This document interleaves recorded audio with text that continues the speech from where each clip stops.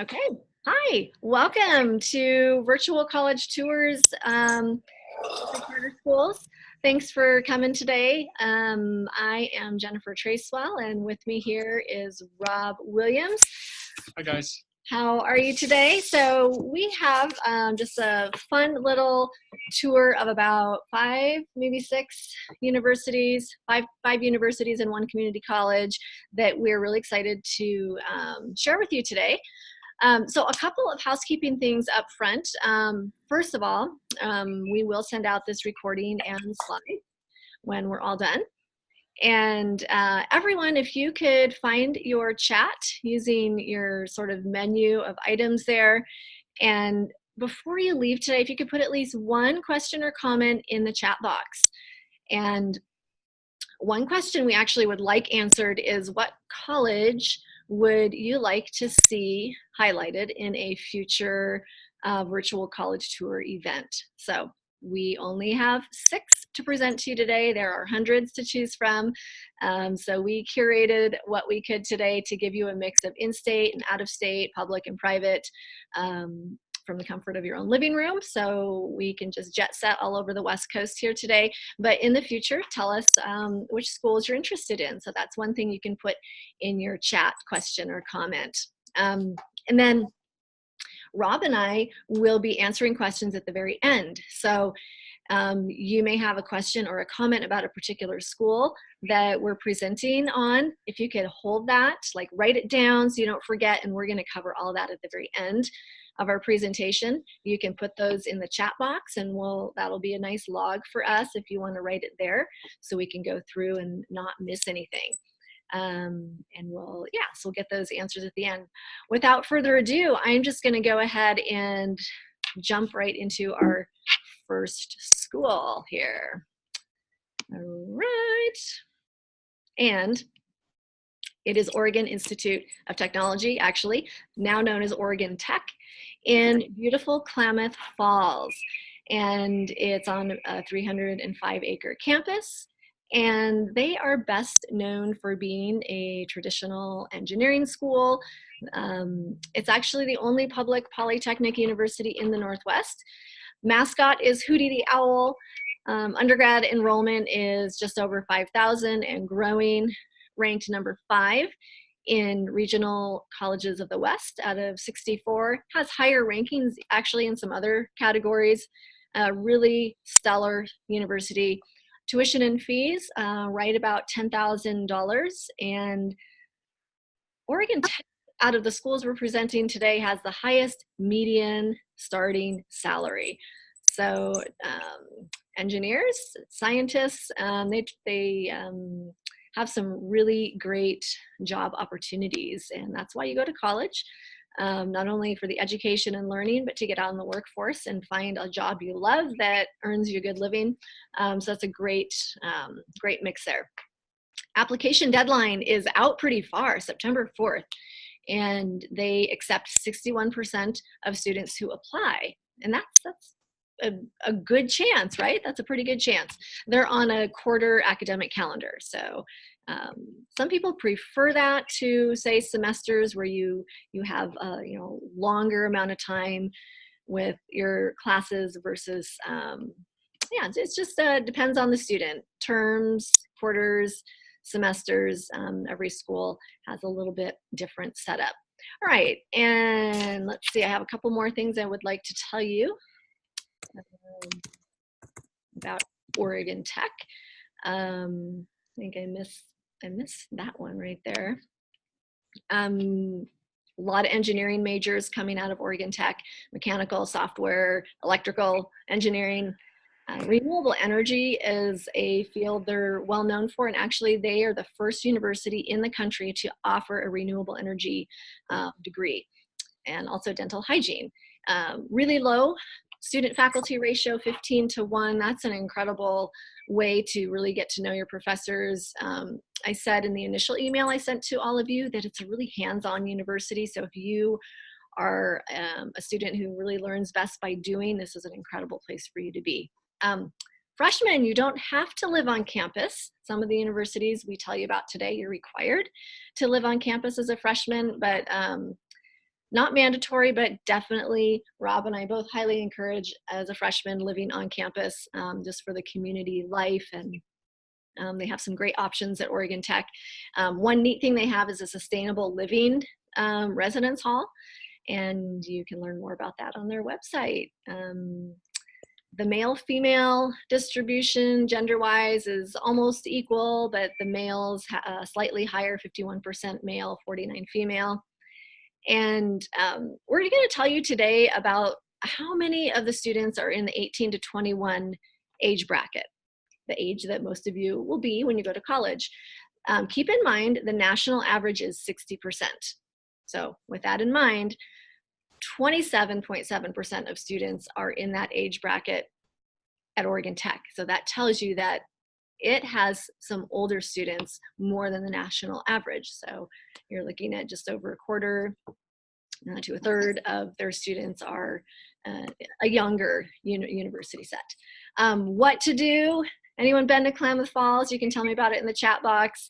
But it's a beautiful place with a lot of great outdoor activities. They have an awesome outdoor program, snowboarding, deep sea fishing, skydiving, on and on, lots of fantastic things. Okay, a little break from me talking, and I am excited to show you a quick video from Oregon Tech. So I'm gonna go ahead and see if I can exit out of full screen. And I have a video all queued up and ready for you. And so here we are. Good. We wanted to see. We're live right now. They can hear you guys. So we have a few people just joining us right now. So feel free to have a seat right back here.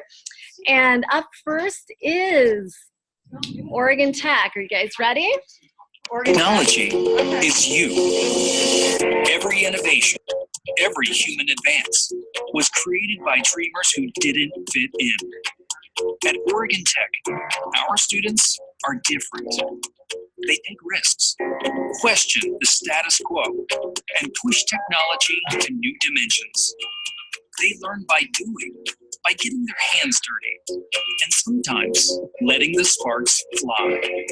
Puzzling this human condition, healing with their hands and hearts, tapping into the power of the Earth's energy, all to create the next great thing, which makes Oregon Tech graduates the most in demand, the most career ready, and the most highly paid anywhere in the region. Technology is you. So be an innovator. Be Oregon Tech.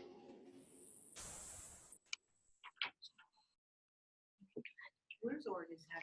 So Oregon Tech is down in Klamath Falls. Oh, okay. And yeah, all right. I'm going to pause it right there.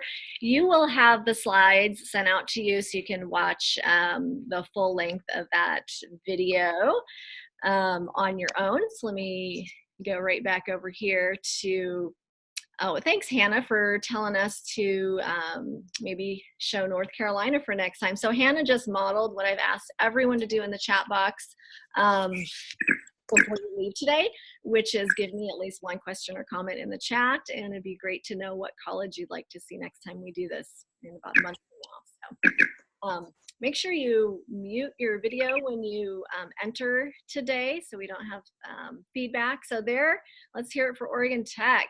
Fantastic university. Is I gonna do the K-Falls one? I think we'll skip that. Let's scoot right on to Portland State. I'm going to turn it over to the amazing Rob Williams. All right. Hi, guys. So this is information about Portland State University. So if you're interested in living in a big city, as far as Oregon standards go, Portland State might be the college for you. It's downtown Portland. It's going to be a little bit smaller than like Oregon State in Corvallis or University of Oregon Eugene, but it's still over 20,000 students at the university. And like I said, you're right, kind of in the downtown Portland region. So could be good for people interested in like business. It's ranked as one of the most innovative schools. So a lot of people who are interested in creative arts, things like that, or connections to the business community, PSU is a good option for you there. Their mascot is the Vikings, and the PSU admissions deadline is February 1st for freshmen and transfer students. And let's see, they're also affordable. So your in-state tuition is going to be about a little over $9,000. That's not including, your books and your living expenses. But as far as being a public four-year university, that's pretty affordable. They also have a really cool program called 4 Years Free, which actually would cover all of your college tuition, which I'll show a video here in a little bit about how that works. And if you qualify for the 4 Years Free program, you do that by filling out the FAFSA. So that's the free application for federal student aid. And we encourage all high school seniors to fill that out. And the application opens October 1st of each year. But we'll go over that in a little bit more. Let's go to the next slide here. All right, learning right along with everyone. Okay, so if you're at PSU, some of the most common majors are people going into education, general liberal arts and sciences, psychology, social studies, lots of teachers, and professional development.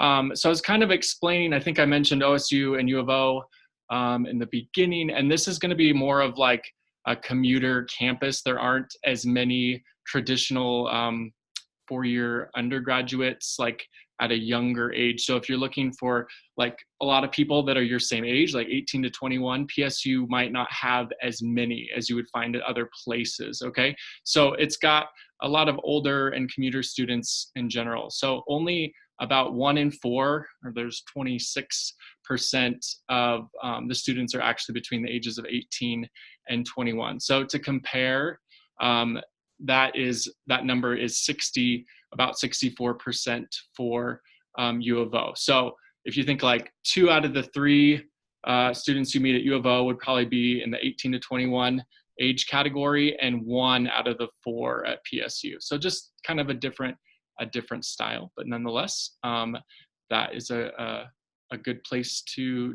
be, and a lot of younger students do go there as well. And one of the benefits of being in Portland is that a lot of big companies are there, like Nike, OHSU, Intel. So if you are interested in tech or business, it's a great spot to be. And this is just a student review of some activities there. It said most students leave their dorm rooms open so that other students can walk by and visit. So it sounds like a pretty friendly campus. And that's how this student met their closest friends, by kind of going up and down the dorms. And people like to go to athletic events. It says if you're awake at 2 a.m., you're either cramming for a test, having a movie night, or just roaming down the streets of Portland. So lots to do. Sounds like you'll never really get bored in Portland. All right, so we're going to show a little bit of video about Portland State, and this is just kind of an introduction, like what life would be like on campus. All right, so let's see, hopefully everybody can see that on their screens, and here we go. People say knowledge is power, and they have a point. It's what you do with it that counts. Portland State, we put it to work. We know the best classrooms don't have doors. They have trees and skylines. And interesting people. The city is your studio, your living lab. Oregon is your study hall and your playground. At Portland State, you tell your own story. You build your own stage. You take your best ideas to the streets. You let the world see who you are And who you hope to be. Knowledge is about how hard you're willing to work to do something real. It's about how far you're willing to go to do something great.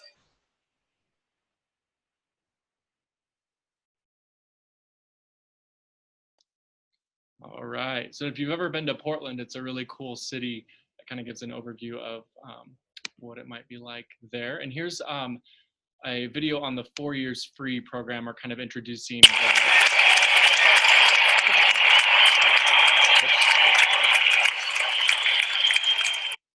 sorry guys.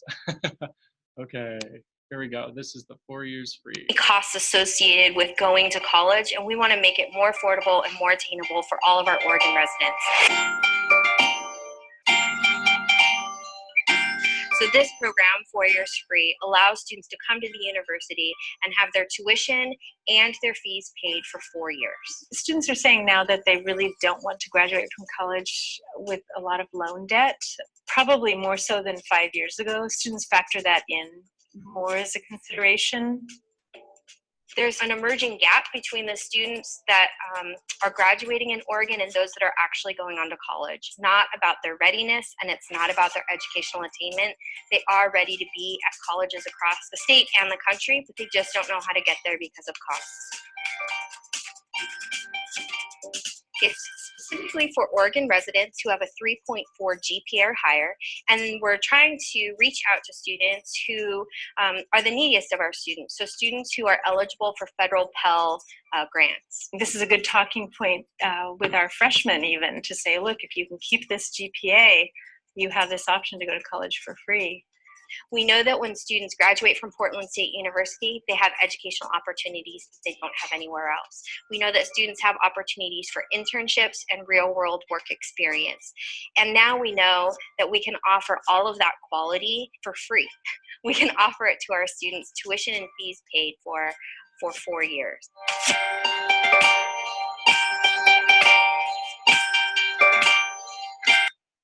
All right, so pretty cool, unique program at Portland State there.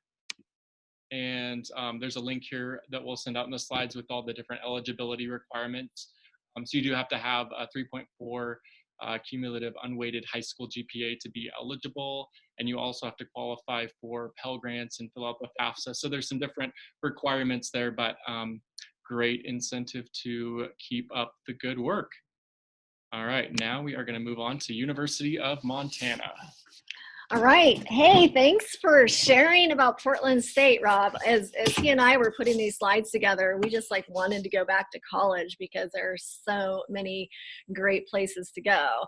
I'm going to take a quick peek at chat and see, oh, Stanford is on our list. Thank you, McKenna.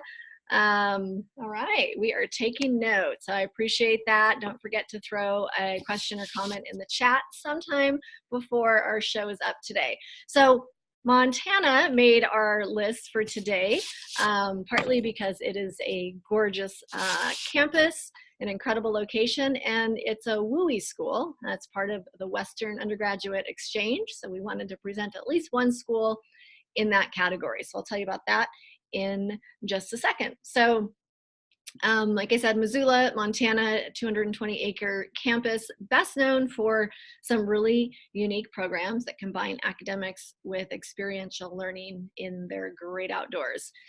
They are the Grizzlies, and their undergrad enrollment is a little over 9,000.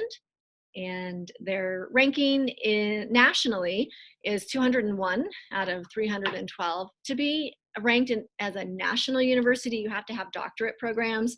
So that's why Montana is in a different sort of ranking pool than some of our other universities we're presenting today. That application deadline is August 28th, but do keep in mind, don't wait that long. If you see a university you're interested in, get your applications in right now, because the majority of college deadlines are more like March, April. Early action deadlines have passed, but get your stuff filled out, talk to your advisors, and if you have any college questions whatsoever, just a plug for your advisory teachers, your counselors. We are so excited to help kids launch into the next phase of their life after they graduate. So I told you it's a Western Undergraduate Exchange school. And what that means, because none of you in the room right now are Montana residents, and so you don't get to pay in-state tuition, which is only $7,000. So if you want to move to Montana, live there for a year and get residency first, then you can take advantage of that in-state tuition. But for the rest of you out of state, it's going to be $9,700 some dollars for tuition and fees if you meet their WUI qualifiers, and that's a consortium of schools in the Western United States who have decided that if you live in one of these states, you get to have a reduced tuition versus somebody out of state who lives in maybe New York that wants to come to Montana. Those kids from New York who want to go to Montana, they're going to pay $25,000 versus you, because you live in Oregon, have the possibility of only paying, you know, about $9,000. It's pretty close to an in-state Oregon school tuition. However, in all the WUI schools have different requirements. At Montana, it happens to be that to qualify for that tuition level, you need to have a 3.5 GPA or above. Your ACT score needs to be 23 or higher, or if you took the SAT, 1130 or higher. So again, a lot of incentives to really work on your academics. So that's just a special program. If you want to Google what are all of the WUI schools, there's a lot more than Montana. You've got Boise State, some Washington schools, and some others. But it's a really fantastic program if you're somebody who would like maybe want to get out of the state of Oregon, but still not pay really exorbitant out-of-state tuition. All right, and then median starting salary, $43,700. So now you can see the difference. I told you right off the bat that Oregon Tech has the highest starting salary of the schools we're presenting today. It's very tech focused, and that it's going to make a difference in your income. Montana, I think on my next slide, I might have some of their popular majors. Yeah, business, management, education, law, journalism, natural resources, which they really excel at, and conservation. And they also have a fantastic visual and performing arts program. All right, student faculty ratio is also great, 19:1. The male-female gender distribution, 54% female, so you have a few more gals out there than you do guys, and about 44% of their students are in the 18 to 21 year age range. So that's, yeah, we're getting close to half are going to be right in that age range, with, you know, the rest being an older student. Like Portland State, what was that number again? It was a little bit higher, I think. Or I'm sorry, less in the 18 to 21 range. 26%. Okay, 26% in Portland. So you can see the big difference. This is definitely a younger university. Where are you going to live if you go to Montana? They have 9 residence halls to choose from. And, you know, if you are coming from out of state, you almost, as a freshman, you're going to go live on campus in all likelihood. They do have some off-campus available for upperclassmen. So they do want their freshmen coming in and living on campus and really getting that experience. Something unique that they have at Montana is their program in ecological agriculture and society. The acronym is PEAS, P-E-A-S. And they have, the university owns a 10-acre farm that produces crops for emergency food shelters. It's a really unique program they have at Montana. They also have a lot of programs that focus on American Indian culture. So if that's an interest of yours, this is a great place to check out. And Rob reminded me I had to put in a plug for Glacier National Park, which is only 2.5 hours away. It's the best. Yeah, the best. He's talked me into going there this summer, I think. I mean, You got to do it. I just got to do it. I have been wanting to go to Glacier for a long time. So there you go. The video I want to show you today on Montana. I have 2 videos here. I'm just going to show you the freshman wilderness experience video, but you'll have these slides. We'll release these to all of you along with the recording at the end, so you can look at any other videos yourself later. But the freshman wilderness experience, again, it's just a unique thing that Montana offers. So the video speaks for itself. Let me jump right in there and tell you about it. Going out to a place where man is at his most raw form. I think put everybody on the same playing field, but also allowed people to feel free to be themselves.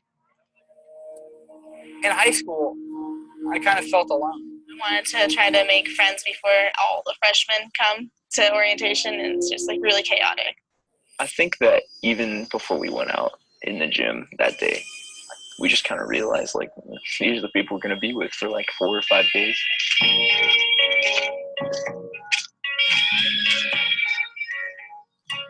freshman wilderness experience is a trip designed to get incoming freshmen out into Montana wilderness prior to their first semester at the University of Montana in Missoula. Basically, we lead small groups of students all over the state doing backpacking trips primarily, and then we did do a canoe trip this year on the Missouri River. I think for a group to continue to grow, they need to have continuous effort, and they need to go through a bit of struggle. We got no money, we got no service, no internet. I got really bad blisters the first day. These boots plus these socks equals that. Well, half of us are Boy Scouts. None of us got are pitch tents. I've never been a Boy Scout in my life. We're three strange people that just met each other. Just something about sleeping like 2 inches away from somebody. That's a Jacob. Because he said this is the three-person tree. It's all about blood in you, right? Like, wow. I feel like I know these people better. Not all over like social media and stuff. We're not on our phones, not texting people, and we're just with each other. Cold. I'm so cold right now. Like, I got my long johns on. Maybe I was cold. Maybe they were. Some shorts, some shirt. It's all things like that that showed how simple life really is when you break it down, and how beautiful it is. No, I'm seeing like stuff I've never seen before. It's absolutely gorgeous. The whole group is just really nice. So it's really important, I think, to like enjoy cooking and like maybe learning a new skill or two, and also enjoy your meal. I've actually never cooked like stuff like this at all. So I feel like, it's kind of actually preparing me for living on my own. It came down to the point where they realized we're just all a bunch of humans and we're just trying to survive and fulfill our basic needs and maybe get a little more. And so once they realized that they really came together. We sat around, we would all have an opportunity to tell a story. That was last night. The night before that, we had a talent show. 小朋友，你是否有很多问号？为什么别人在那看漫画，我就在这里画画，在这看竞秀画，没有在画。 Okay, I'll stop right on that note. There's more to that video. It is really fun. Montana, who's up for Missoula? All right, I'm gonna switch right out of there. Don't forget to jot down any questions or comments that you might have about any of these universities. Got a couple more that we want to share with you. So let's look at another out-of-state university. This is the only private university that I'm presenting today, and it is Gonzaga in Spokane. If you want to tell me in the chat box, what's the first thing you think of when you think of Gonzaga? So let me look at the chat. Yeah, I heard it here in the room. Let's see if anyone else gets it. Bum, bum, bum. Yes, Suzanne, and then Karen, yeah, basketball, definitely. Delaney, thanks for giving me some ideas for future universities. Thank you, Keaton. Thank you, Hannah, again. Awesome, we're getting some great ideas there. So yeah, because most of you probably identify Gonzaga with only basketball, I thought we've got to tell you a little bit more about it. They're a private school, so they're going to be super expensive. When you see that price tag down there under tuition and fees, you might just like, oh, fall out of your chair because it's so much higher than what we've presented. However, Rob and I and our other counselors always tell students, don't be afraid of private universities because they cost so much, because the other side of that is that they have large foundations of grant money and private money, and they can offer incredible financial aid packages that rival what your state university, match it or better. So just keep that in mind. That's going to be true for all of the private universities or even elite Ivy League universities. Like if you just get in, you could, Harvard, for example, if you can just get in, it's probably paid for if you're in an income bracket under like say 60,000. The numbers vary per school, but just don't let those numbers scare you. Find a school that really speaks to you, and then see what financial aid package you get. You may be very surprised at the end of the day. But anyway, so Gonzaga, it's a private Roman Catholic institution, but it's open to students of all faiths, and they really don't put a large emphasis on the Catholic faith. So really, I wouldn't even let that be a hindrance to you. They have a great law school. So if you're somebody who's interested in political science or the legal system, a lot of Supreme Court justices have come out of Gonzaga. A little interesting fact there. They are the Bulldogs. And undergrad enrollment is 5,209. So it's a little bit smaller than some of the other schools we've talked about so far. Ranking number 4 in our West region of universities. So it's a really academically stellar school, pretty outstanding. And so there's that big number, the 4,000 or 43,200. That's just tuition and fees. That's not even room and board. So it's going to be, maybe close to double that by the time it's said and done. But again, these private universities have big private financial backings. Median starting salary, $53,800. So I think this is, it's less than Oregon Tech, but it's more than the other schools we've talked about. So you're going to come out. Let's see what kind of majors that they have there. If you're interested in business, management, marketing, engineering, something a little bit unique, they have biological and biomedical sciences.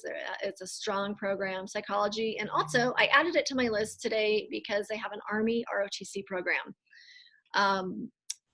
Maybe you're not thinking of anything military, but I just want to always throw it out there just so everybody understands that if you go the route of an ROTC program, you are going to get your college paid for. You're going to owe time to the military. So you go in and you do their ROTC program, you graduate as an officer, you're guaranteed a job, you are going to, serve your country for 4 years in sort of repayment for that. So that each ROTC program runs a little bit differently.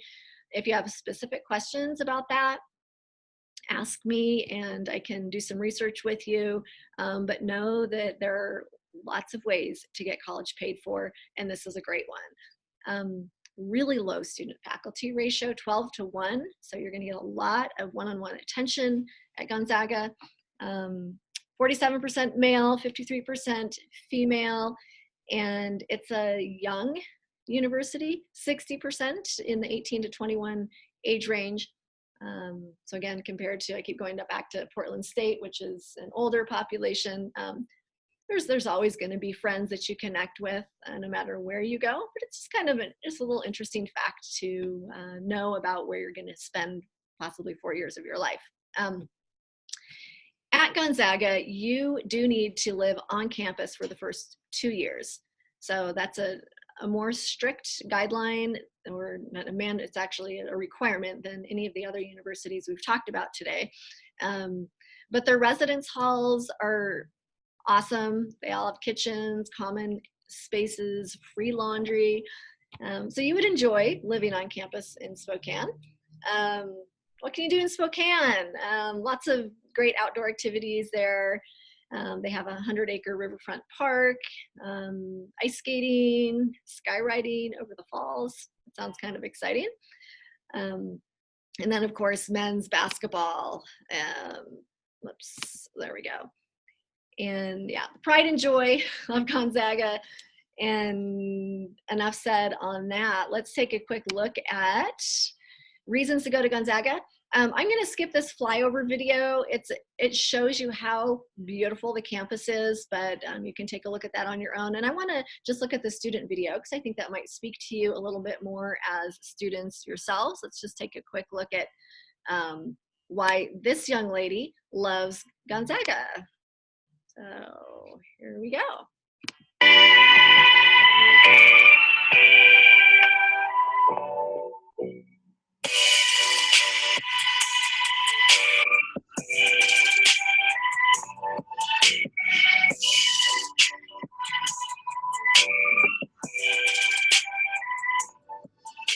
You probably clicked this video because you're wondering why you should go to Gonzaga University, aside from the fact that we have a pretty sick basketball team. First off, before I continue with this video, I have a disclaimer to make.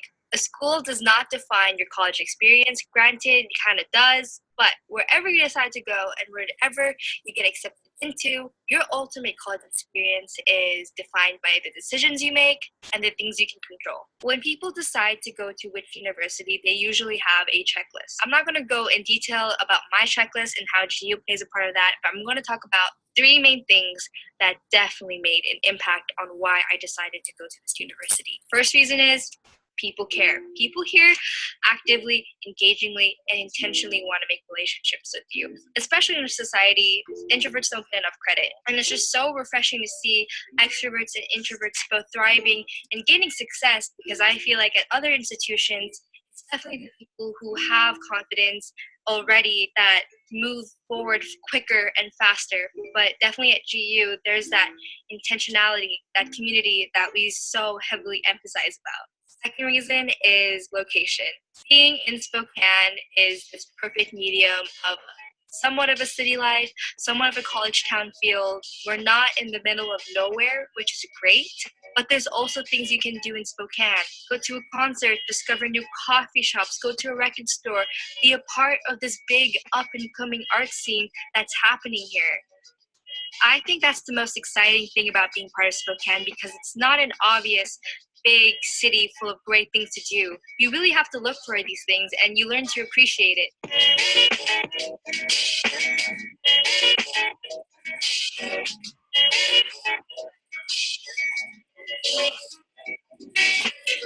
I'll let you in on a little secret. Every day, once a day, give yourself a present. Don't plan it. Don't wait for it. Just. The last reason why I decided to go to GU is opportunity. Not the opportunities that are already in place on campus, but the opportunities that I get to make. We need students like you who are motivated and driven to create opportunities that weren't in place for other people before. I definitely feel like sometimes I'm not a part of GU. And that's a common feeling for most college students, to not feel like that this is the college for them. Maybe GU doesn't have these spaces to create change on campus yet, but we do have the people. We do have dedicated, ambitious souls who want to change the campus and create new opportunities for people coming in. Se puede. Sí se puede. Se puede. Sí se puede. Se puede. Sí se puede. And trust me, there are so many fun and incredible traditions that GU goes through, and my 3 points may not be selling points for you to go to this university. These are the most critical points that I feel were the reasons why I'm here. All right, hats off to that young lady. Thank you, Trish. Great job there. And now let's wrap that one up. There's a few other videos you can watch later, but I'm going to turn it over to Rob. Okay, this one I'm a little bit biased on, because who doesn't want to live in San Diego, right? Sunny, the beach, palm trees. My sister went to school in San Diego at a different university, not UCSD, but I was always like, how do you even study when it's this nice and warm? Anyway, she made it and did just fine. So here's another example of a California school, and this one's kind of known as the public Ivy League. It's a really kind of high performing school for as far as public universities go. So their acceptance rate is only 33%. So that's pretty low, meaning 1 in 3 people get into UCSD. They have a really high GPA requirement, and SAT scores on average. Not saying you can't get in if your scores are a little bit lower, but this is just an idea of a different school in California. So they're in La Jolla, California, which is northern San Diego. Their mascot is King Triton. It's ranked number 2 in the nation for superior education at an affordable price. So like I said, it's kind of like a public Ivy League is what they say, and you're going to only pay, if you're in state, about $15,000 a year. Unfortunately, this school is not a WUI school. So kind of backing up what Jen said, those border states, and on the WUI website, if you visit that, some schools participate and some don't, which is why it's important to check out each school and see if they are a part. So in this case, an Oregon resident would end up paying about $29,000 per year. Okay, admissions deadline is April 15th. and great job prospects. Once again, you're in a big city, San Diego, LA, so good business connections and a great reputation as far as the university goes. Okay, if you want to go to UCSD, some popular majors that people choose include biology, economics, computer, psychology, and different types of electrical and electronic engineering. So pretty low average student to faculty ratio, 19:1. And the vast majority of undergraduates are under the age of 25, and it's a pretty ethnically diverse campus. The website says that about 70% of the undergraduates are students of color. Their top employers down in Southern California for UCSD include the Navy, Sharp Healthcare, Scripps Health, and Qualcomm, which I think there's a stadium named after Qualcomm, if I remember correctly. Okay, and then there's a little blurb about housing, and people are excited to be on campus. And if you are, if you meet the application and contract deadlines, you're guaranteed housing for 2 years, which is great because just to know that you have a spot on campus. And student reviews say that it's a sweet place to call home, which I don't know. I'd like to find somebody who disagrees that San Diego is a sweet place to call home. If you don't like the sunshine and the palm trees and the warmth and the beach, I guess there are some mountain people probably. There's the housing website as well, and there's a review there that you can check out from a student about what it's like to live on campus, but we're gonna jump to a campus tour video.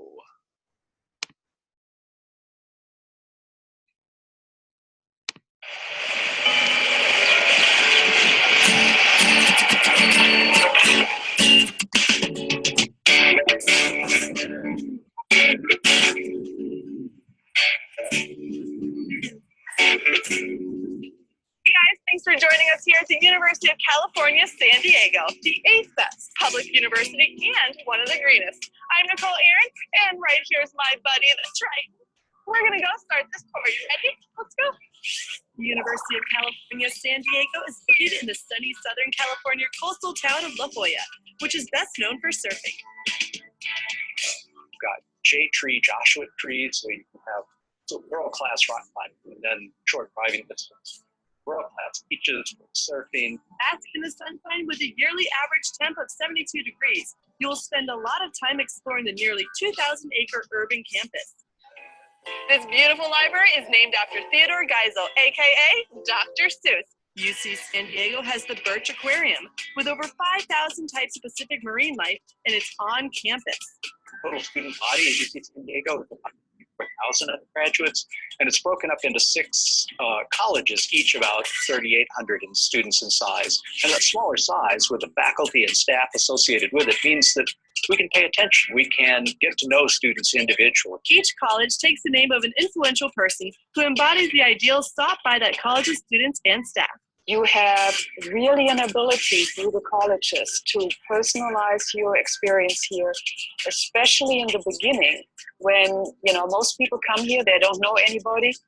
And being at a place where people make an effort to get to know you from the minute you send in your statement of intent to register, I think it's just phenomenal. UC San Diego is one of the nation's most accomplished research university, 10 to be exact. We are surrounded on the Mesa by research units, such as the Salk Institute, such as Burnham Institute.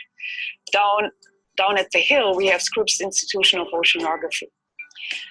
You need to understand that all of these opportunities are within a radius of 3 to 4 miles. For that and many other reasons, the university brings in over 50,000 applications for admission yearly. 34% of that total are admitted. We are attracting a well-prepared student body. The grades are incredibly high. Of course, students take honors courses and so forth, so well above a 4.0. This isn't your run-of-the-mill research university. These students get the opportunities to publish papers, present at international and national conferences, and some even hold patents. This is a big reason why that UC San Diego alum hold the 3rd highest salaries in the country. Cali residents who attend the university full-time can expect to pay over $13,000 a year. Other expenses include health insurance, room and board, books and supplies, and transportation, which can tack on an additional $10,000. So I'm here with my friend Renee, and every Tuesday the campus holds a farmer's market where there's fresh fruits and vegetables, and even local restaurants come out so you can get a bite to eat. So we're going to check out what's happening here because I'm getting pretty hungry. I don't know about you. Me too. Okay. All right, so I'll pause that there. You can watch the rest of the video on your own time if you want, but kind of a snapshot of what life is like at UCSD. And lastly, we just want to kind of cover a community college. So for today, we are going to focus on Central Oregon Community College, which, if you are not familiar, is in Bend, Oregon. And they have a great informational page. So I'm going to jump over there. So COCC is where a lot of our Central Oregon, or all of our Central Oregon Baker Early College graduates go. So that's where they're taking their community college classes and getting high school credit for that. So I'm not sure what ages, we have some students here, you guys are, but that's what they do. And you could apply if you're eligible for the early college program in your area as well. But there's some definite benefits to community college, and community college is not, I think it's moving in a healthy direction of, you know, a lot of times there used to be the saying that you had to go to a 4-year college or university. And nowadays, I think people are pretty open about if you go to community college or if you go to a 4-year college or university, both are good options. And community colleges are substantially lower in cost and tuition.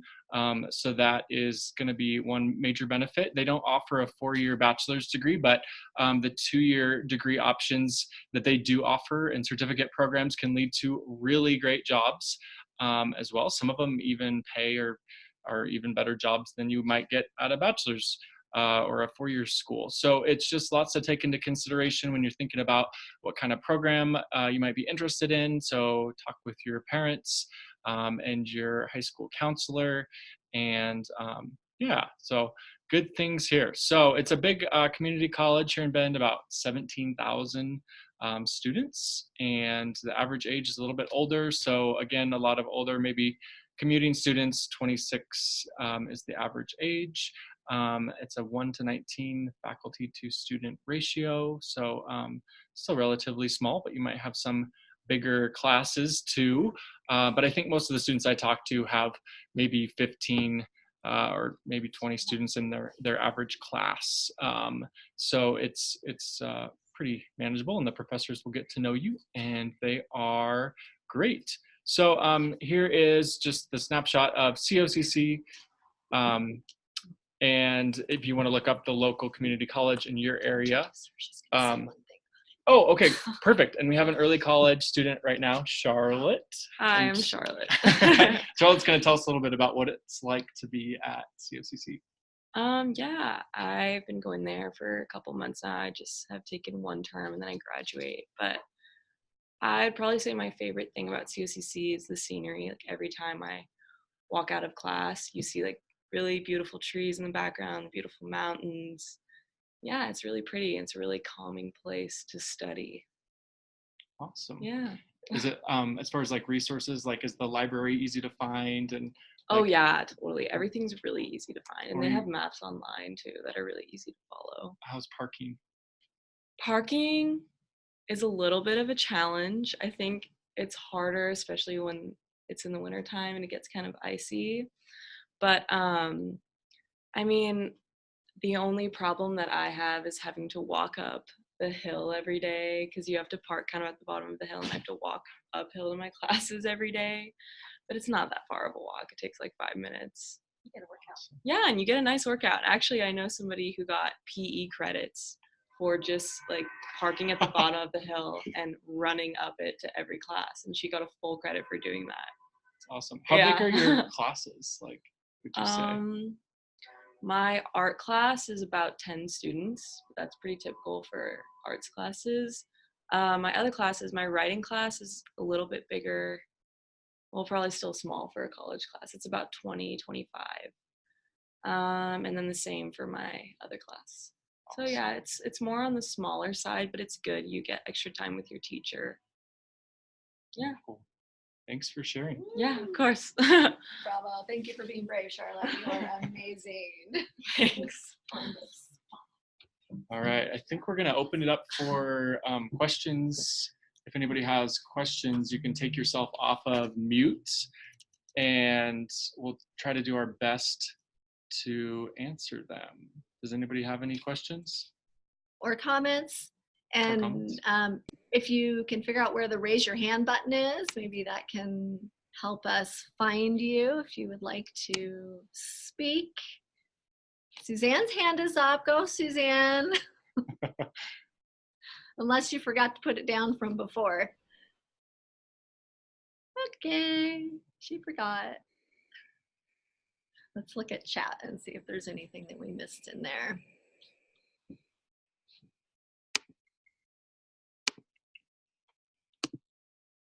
All right, so everybody is good.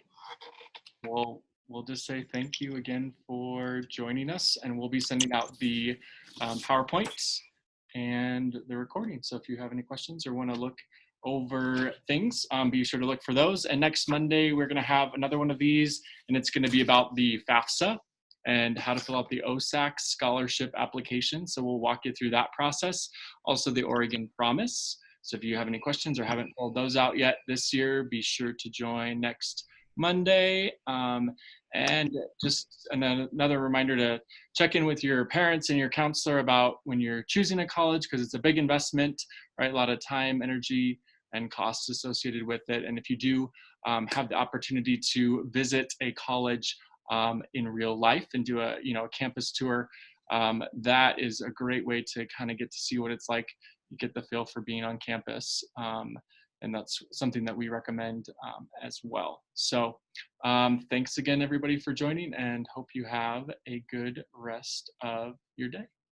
Yeah, thank you, Rob. Good work, Jen. Great presenting. Thank you all Thanks, for everybody. being here. Don't forget to put at least one comment or question in the chat before you jet out of here. We would love to know what other colleges you might want to see in the future. Thank you, those of you who did that so far. Thanks again, Charlotte, for sharing about COCC.